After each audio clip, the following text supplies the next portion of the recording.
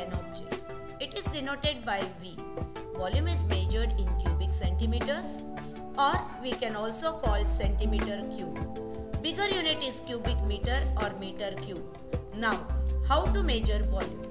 Volume of liquids can be measured by using different measuring vessels. Its unit is liter and smaller unit is milliliter. Now, conversion of unit. 1 liter is equal to 1000 milliliter. 1 liter is equal to 1000 cubic centimeter. So, 1 milliliter is equal to 1 cubic centimeter. Now about volume of solids having regular geometric shapes like cube, cuboid, cylinder, cone, etc. Volume of these shapes can be determined using different formulae. Formula to find out volume of a cube is L, that is length multiplied by length multiplied by length is equal to length cube. Here given is an example of cube with 1 centimeter side. Volume of this cube is 1 centimeter multiplied by 1 centimeter multiplied by 1 centimeter is equal to 1 cubic centimeter. Formula to find out volume of cuboid is length multiplied by breadth multiplied by height. In the given figure, length of the cuboid is 10 centimeter, breadth is 3 centimeter and 4 centimeter is the height. So, volume of this cuboid is 10 centimeter multiplied by 3 centimeter multiplied by 4 centimeter. It is equal to 120 centimeter cube. Now, about volume of irregular shaped objects which do not have any specific length, breadth or height. For example, rock. How to find out the volume of the rock? We will find the volume of irregular shaped objects with the water displacement method. Displacement is the amount of water an object replaces is equal to the object's volume. So students, today's our experiment is to find volume of an irregular shaped object. So here I have this stone. Can you tell me the different sides, length, breadth and height? No, we can't because it doesn't have any specific length, breadth or height. So how to find out? Let's see. First of all, we will take this stone and with this thread we will tie this stone. Here is our stone which is tied with a thread. This is measuring cylinder and markings are here.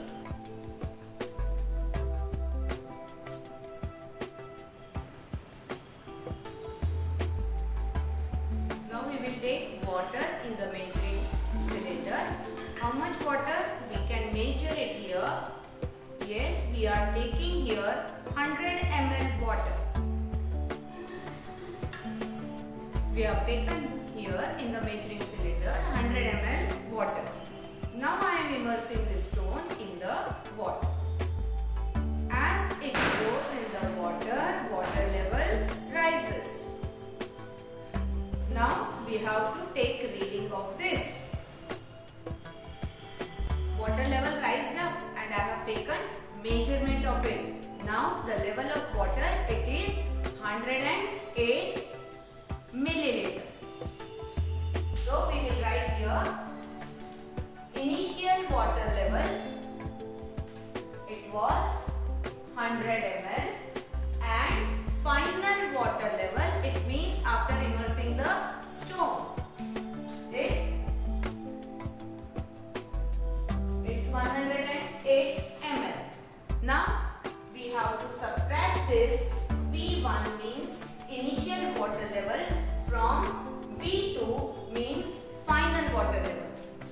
So 108 ml minus 100 ml and it will be 8 ml.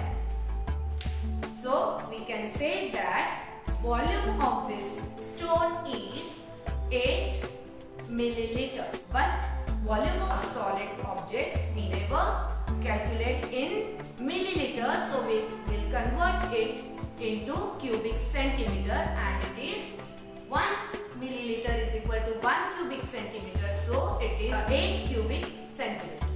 So volume of the stone is 8 cubic centimeter. Let's take one more example. Here I have another stone and it is tied with this thread. Now again we will immerse it in the measuring cylinder.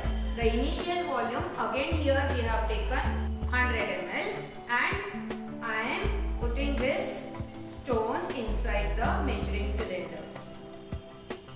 You can observe here water level rises.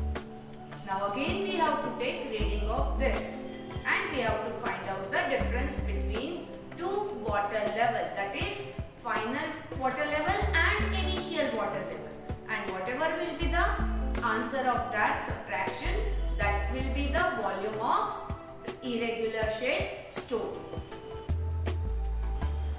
Final level here is 104.5 ml. So again we will calculate the measurement. V1 100 ml and V2 104.5 ml. Now we have to find out V2 minus V1. 104.5 ml minus 100 ml is equal to 4.5 ml. So we can say that volume of the stone is equal to 4.5 cubic centimeter. Okay students, we can write 4.5 cubic centimeter in this way also, centimeter cube. Either you can write this way or you can write this way, units of volume, it is okay. Understood students?